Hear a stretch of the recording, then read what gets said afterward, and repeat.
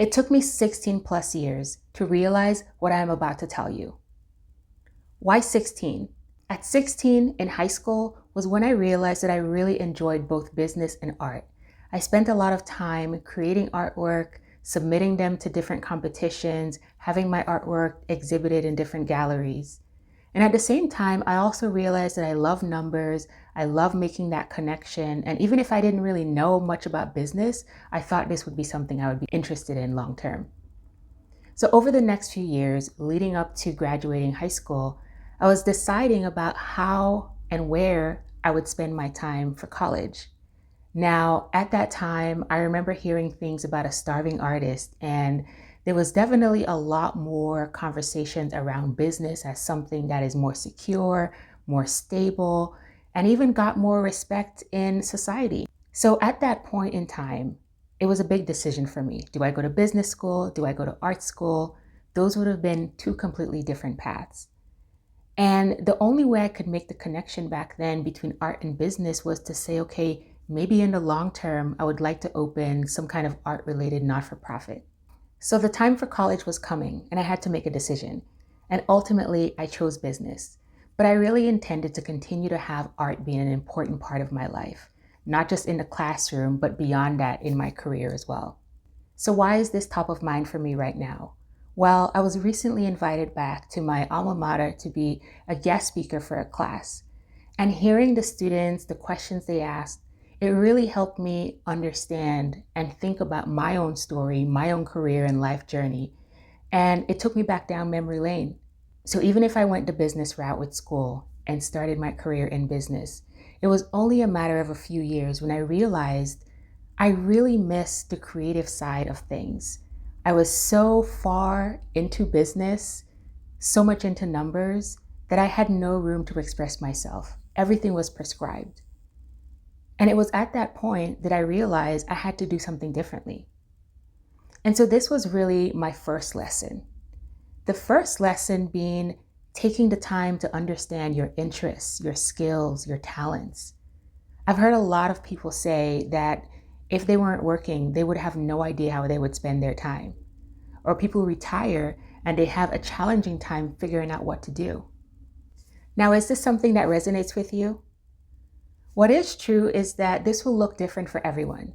Everyone's interests, talents, and skills will be different. And that's the beautiful thing about it, because it makes us all unique based on our combination of interests, skills, and talents. One of the great things about it is that it's something that we can use to our advantage. So whether you're navigating in life, navigating in work, the things that you do uniquely well can serve you in a lot of different ways. By understanding what this is for me, I've found areas and things to do and opportunities where it's just a lot easier for me than it would be for somebody else. And in a similar way, there are things that other people are extremely good at that I know I would not be good at and I would struggle with. So the key here is really being able to understand what makes you unique. How are you able to use those skills and talents that you have in a way that others can't? And so now you're operating in a state of flow, not against any kind of resistance. Ultimately, this makes things so much easier in terms of navigating life, understanding where it makes sense to spend your time, and even in the work that you may be doing. The second lesson I've learned is to question the status quo. Because things are what they are, it doesn't mean that they always have to be that way. The question really is, does this make sense? Not just for everyone, but does it make sense for me? And is it the right thing that I should be doing? So I certainly faced this. The thing that was in my head when I was deciding on business school or art school was the idea of a starving artist. That was such a common story that I heard, and there was that fear within me from hearing those stories of taking that path and ending up in that situation. The other time I had to face this was upon graduating from business school. So many people took the path of looking at opportunities on Wall Street and just assuming that this is the best route to take. Was it? For many classmates, absolutely. But for me, I knew because of my own interests and what I wanted to do, this was not the ideal path for me. But this also meant doing something different, having to face potential criticism for my choice, and having people not understand the path that I'm taking. Because again, that assumption is there that everyone would be taking the same path. But it's really important that you stand your ground once you realize what makes sense for you and you stick to it, that you trust yourself, that you do things that you know are meaningful and are purposeful for you. Years later, so many of my classmates moved on from their initial careers on Wall Street. Why? In some cases, maybe it made sense to do. In a lot of instances, they wanted to do something else that was more meaningful, that was more purposeful. And it wasn't just about checking the box at that stage. Now, I'm not saying that it's easy to go against the grain. In fact, it's really difficult. But at the end of the day, it's important to honor who you are, what you're about, what your values are, and stay true to yourself. The other lesson that I've learned is the importance of just being empowered to define what success looks like for yourself. There are so many things out there that people consider successful. It could be your job title. It could be where you work. It could be what kind of car you drive, what clothes you're wearing, where you live, what type of house you have. All of these different things that on the surface, people look at in society as quote unquote success. But are those things the right things for you? Especially if you're looking at it in the context of who you are, what you're interested in, what your talents are, what your skills are. Are those the important things for you? So is it money? Is it wealth? Is it health? Is it time? Is it freedom? Is it being able to do anything at any time of day as you please and with whoever you want to, family or friends, anyone else? It's important to know that however other people are defining success and whatever people may be looking at, maybe some of those things resonate with you, but if they don't, it's important that you know that you are in control and you're empowered to define what that looks like, especially if you're taking your own path. If you're defining your own path, you're also going to be able to define what the success for that path looks like and being comfortable in that space. Because remember that people external to you, people on the outside will continue to look at you and maybe even make judgments. But you have to remember to maintain your self-confidence. Trust yourself, trust your process. Trust how you're building it, how you're defining it, and stay true to that. At the end of the day, you're doing this for yourself. You're not doing it for everyone else. You want to be able to wake up in the morning feeling good about the decisions you're making and about the day you're about to embark on. And at nighttime, you want to be able to go to sleep well, knowing that you're doing things that is specifically within your lane where you're well positioned to do it and you're using all of your talents to do it. So remember that this is definitely an option for you to define success in the way that you want to so that it works for you. One more lesson that I've learned is being willing and having the courage to make pivots. I had to do that myself. So once I realized I had started down this business path and it was so much into the numbers and I knew I wanted to get back to my creativity, I had to make a decision. And I made a decision that allowed me to at least get closer to my creativity. I know this is not unique to me. So many times we're going down a path and we're so far down the path, it's easier. The inertia is to keep going. We're worried about what this change could mean. Other people are looking and have an expectation. People may identify you with a certain role or something that you're doing. Maybe this is all in your brand. So how do you make that change? How do you step away from it? At the end of the day, if you don't feel like it's the right thing to do, you should be able to make a change. We should be able to start, stop, or change anything that we're doing today. Is it going to be uncomfortable? Absolutely. Will it take time? Depending on what it is, certainly. But if it will mean more happiness, being at peace, being at ease, don't you think it's worth it? I think so. Life can be very long or life can be short. Either way, I think it's important that we're spending our time in a way that makes sense for us and in a way that is aligned with our higher purpose, the things we enjoy, how we want to spend our time. So if something is crossing your mind and you know it's not the right thing for you, you've been wondering about it, you've been thinking, when is the right time? Consider making that change.